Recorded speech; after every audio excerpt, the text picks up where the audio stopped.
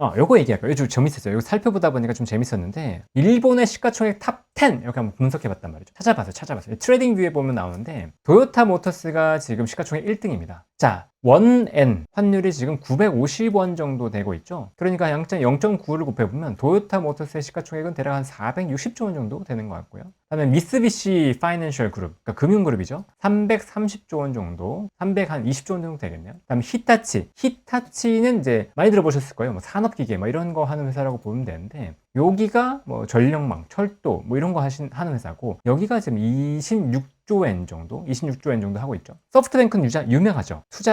투자지주가 지금 24조 엔 정도 하고 있네요. 그다음에 스미토모 미쓰이 파이낸셜, 여기도 금융그룹이에요. 금융그룹이 23조 엔. 그다음에 패스트 리테일링, 여기가 어딘 줄 아세요? 유니클로가 이제 21조 엔 정도. 그다음에 소니, 여기는 IT 회사이기도 하지만 이제 컨텐츠 미디어 회사이기도 하죠. 21조 엔 정도 하고 있고요. 어드반테스트, 여기가 글로벌리 굉장히 강한 검사 장비 회사입니다. 검사 장비 회사인데 19조 엔 정도. 그다음에 미쓰오 파이낸셜 그룹이 19조 엔 정도 하고 있고요. 미쓰비시 코퍼레이션이 18조 엔 정도, 18조 6천억 정도 하고 있네요. 이렇게 이제 10개가 나오고 있는데, 한 번째 좀 살펴볼까요? 좀 자세하게 살펴보면, 스미토모 미쓰이, 그리고 미쓰비시, 여기도 미쓰비시 파이낸셜, 미쓰비시 코퍼레이션이 좀 다르긴 한데, 아닌데, 미쓰비시는, 미즈오, 잘못했어요. 여긴 상사고, 미즈오까지 해서 이 세 개가 지금 금융그룹이죠. 일본에서 금융그룹이 200조 원, 뭐, 300조 원 정도 되면서 세 개가 굉장히 강세를 보이고 있는, 그러니까 시가총액이 높은 기업으로 있고, 1등은 도요타 모터스, 자동차고요. 그 다음에 산업재, 그 다음에 투자지주, 여기도 금융이라고 볼 수 있죠, 어떻게 보면. 그 다음에 의류, 그 다음에 컨텐츠, 반도체, 상사까지 보면 굉장히 다변화되어 있어요. 물론 미국처럼 테크주가 강세를 보이고 있는 건 아니지만, 뭐 제조업과 금융이 조화를 이루면서 강세를 보이고 있고, 특이한 건 어떤 거냐면, 시가총액 1위부터 10위까지의 시가총액 어떤 차이가, 물론 1위가 좀 독보적으로 가고 있긴 하지만 엄청나게 크진 않아요. 1위와 2위 차이도 뭐 10조엔, 우리나라 치면 150조 원 정도 차이가 나는 거고, 나머지도 그냥 고만고만한 대형 회사들이 좀 자리하고 있다. 그럼 이거를 일본만 보면 안 될 거고, 우리나라를 비교해보죠. 우리나라랑 어떤 차이를 보일까? 우리나라 삼성전자가 1등입니다. 지금 993조 원, 오늘 올라서 거의 1000조 원 다시 이제 가려고 하고 있고, 하이니스 626조 원, 이 두 개 회사 합해서 1600조 원이 넘죠. 근데 우리나라는 일단 여기서 차이가 300조 원. 아까 일본은 1, 2등 차이가 별로 안 났잖아요. 근데 일본의 1등이 이제 460조 원인데, 요것 대비해서 일단은 크다. 근데 1, 2등을 제외하고 보세요. 1, 2등을 제외하고 보면 그 다음은 100조짜리예요. 100조짜리.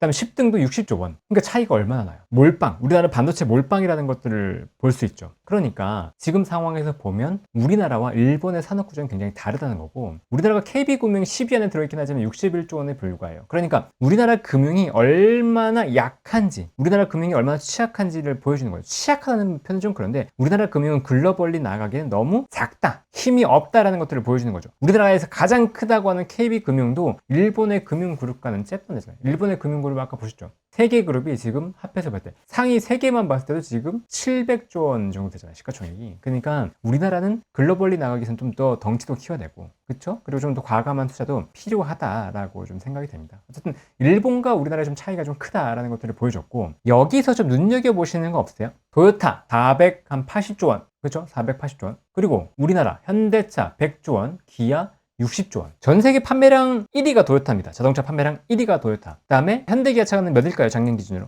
우리나라 현대기아차가 전 세계 판매량이 3등입니다. 3등. 도요타가 1130만 대 작년 기준으로. 현대기아차 그룹이 727만 대. 그러니까 차이가 한 55%, 판매량이 한 55% 차이 나거든요. 근데 시가총액이 460조 원인데, 시가총액 460조 원인데 167조 원으로 차이가 납니다. 이게 한 2.5배 정도 차이가 나는 것 같죠? 3배, 거의 3배 가까이 차이 나는구나. 거의 3배 가까이 차이 나죠? 근데 매출액 차이는 50%인데 지금 시가총액 차이는 거의 뭐 200% 가까이 나는 거잖아요. 왜 이런 차이가 벌어질까? 심지어 현대차는 최근에 거의 100% 올랐잖아요. 2배 가까이 올랐는데 그게 올라서 합해서 167조 원이고, 도요타는 이런 시총을 보인다는 거죠. 그러면 이런 고민이 있잖아요. 야, 도요타가 그렇게 돈 잘 버나? 뭐 이런 고민을 할 수 있으니까, 현대기아차의 매출액을 봤더니 합산 매출액이 작년 기준 300조 원 정도 됩니다. 도요타의 매출액을 봤더니 아직은 이제 결산이 안 끝났어요. 도요타는. 그러니까 가이던스를 자체적으로 제시한 걸 기준으로 제가 얘기할게요. 482조 원입니다. 그러면 매출액에서도 지금 차이를 보니까 한 60% 정도 차이가 나네요. 그렇죠? 영업이익은 합산해서 20조 원인데 한 36조 7천억 원 정도.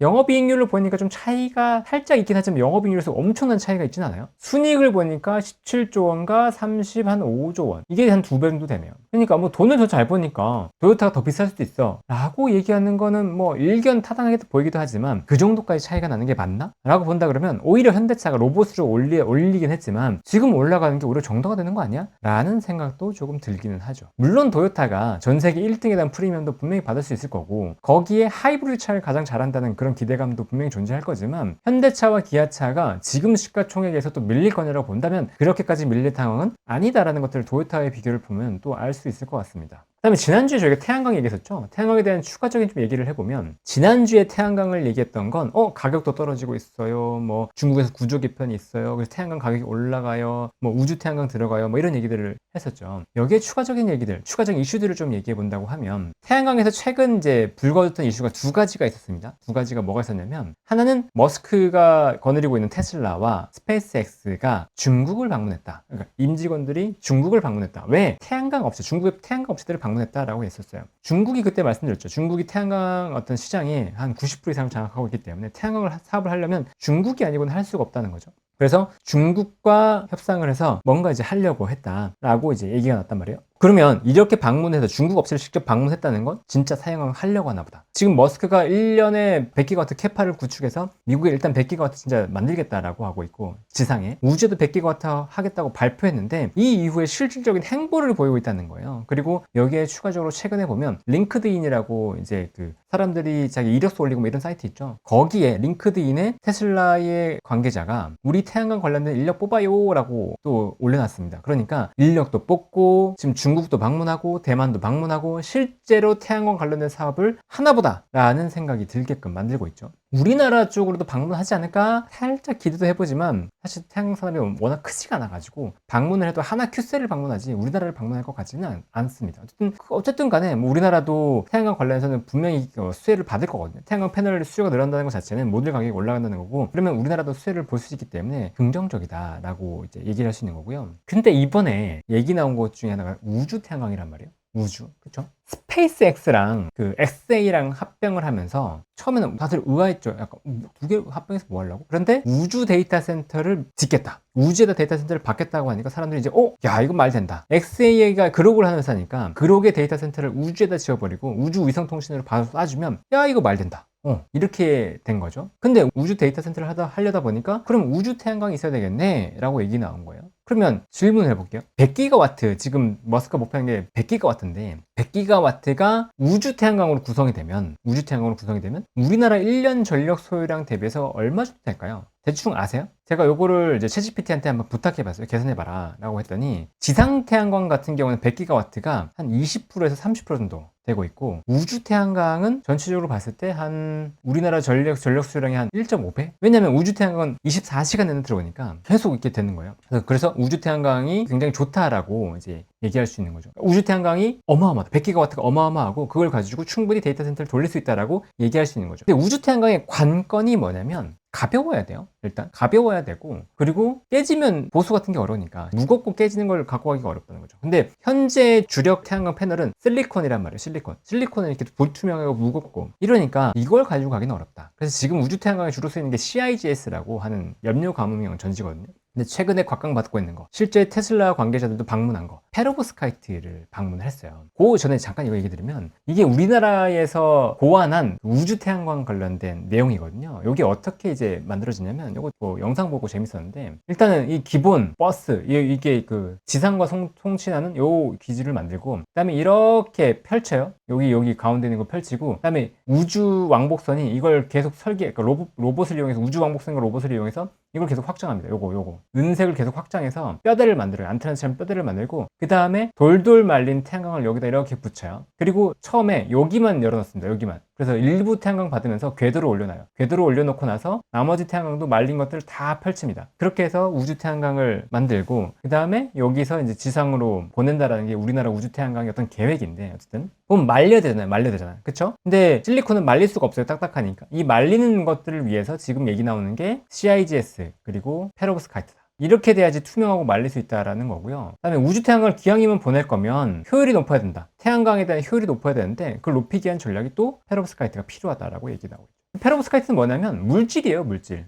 물질이라기보다는 구조예요. ABX3라고 해서 A와 B와 X가 3개가 붙은 게 화학적으로 결합되어 있는 걸 말합니다. 이런 구조. A는 유기 또는 알칼리 금속, B는 금속 양이온, X는 산소 또는 할로겐 음이온. 이런 세 가지가 합쳐진 구조물을 페로브스카이트라고 하는데, 이 페로브스카이트를 가지고 일본에서 처음으로 뭔가 태양전지에 활용을 해봤더니, 야, 이거 투명하게 가능해. 얇아, 가벼워, 그리고 흡수하는 빛의 파장이 넓어. 이 장점이 있으니까 이걸 점점 활용할 수 있을 것 같아 라고 얘기합니다. 그리고 이걸 점점 발전시키기 시작하고, 우리나라의 교수님 중에 이름 까먹었다. 우리나라의 교수님 중에 한 분이 이 페로브스카이트를 안정시키는데 굉장히 기여를 하셨어요. 기존의 페로브스카이트는 액체로 돼 있어서 이게 뭐 안정성이 떨어졌는데, 이거를 고체 물질화 시켜서 페로브스카이트 전지의 안정성을 굉장히 높였다고 기여받는 분이 있거든요. 그래서 노벨상에 대한 수상 가능성도 있는 분이다라고 얘기가 나오고 있습니다. 뭐 그건 여담이고.